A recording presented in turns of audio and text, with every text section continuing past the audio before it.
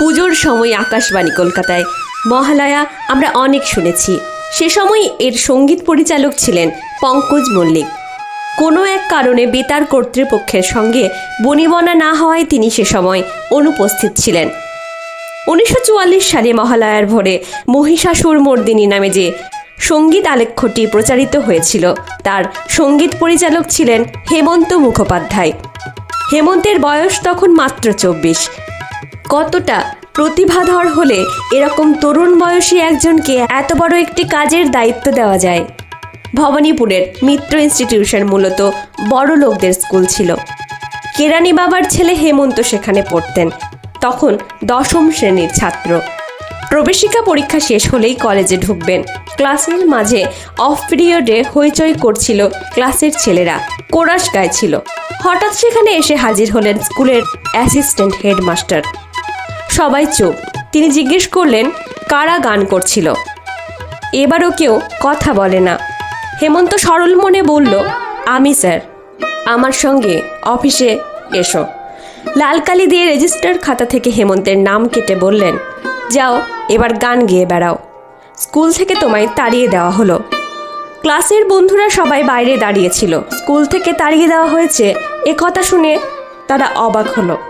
Class 8-এর Debkumar রায় ছিল একটু বেপরোয়া। বড় হয়ে তিনি পুলিশ অফিসার হয়েছিলেন। তিনি অ্যাসিস্ট্যান্ট হেডমাস্টার মশাইয়ের কাছে গিয়ে বললেন, অপরাধ আমরা সবাই করেছি, তাহলে আমাদের সবাইকে তাড়ান, শুধু ওকে শাস্তি দিচ্ছেন কেন? মাস্টার মশাই হুঙ্কার দিলেন, গেট আউট। বড় লোকদের এই স্কুলে ভীষণ গরিব হেমন্ত পড়তেন হাফ ফি দিয়ে। কেরানি বাবা এ কথা শুনলে কতটা আঘাত পাবেন সে কথা ভেবে ভয়ে আর কান্নায় মন শঙ্কিত হয়ে রইল হেমন্তের। বাবা অফিস থেকে ফেরার পর মায়ের কাছে শুনলেন। কাপড় পরিবর্তন না করেই ছেলেকে জিজ্ঞেস করলেন, কেন নাম কাটা গেল? ম্যাট্রিক পরীক্ষার তখন 3 মাস বাকি। বাবা সেই অবস্থায় গেলেন হেডমাস্টার মশাইয়ের কাছে। অনুনয় বিনয় করলেন। হেডমাস্টার মশাই সহানুভূতি দেখালেন, কিন্তু শাস্তি তো তিনি দেননি, দিয়েছেন অ্যাসিস্ট্যান্ট হেডমাস্টার। তাকেই অনুরোধ করতে বললেন।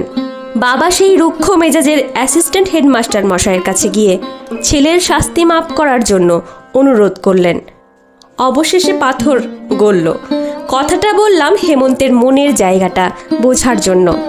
আর 5 জন বাবার মতো ছিলেন না হেমন্তের বাবা। এটাই ছিল হেমন্তের জন্য বিস্ময়ের। বাবা যদি একটু বলতেন অথবা মারতেন তাহলেও সহ্য হতো, কিন্তু এত অপমান সয়েও তিনি ছেলেকে কিছু বললেন না। বড় হয়ে হেমন্ত সেই চারিত্রিক বৈশিষ্ট্য পেয়েছিলেন। অনেকেই হেমন্তের সঙ্গে খারাপ আচরণ করেছে, কিন্তু তিনি তা সয়ে গেছেন। নমস্কার কণ্ঠে মন্দিরা।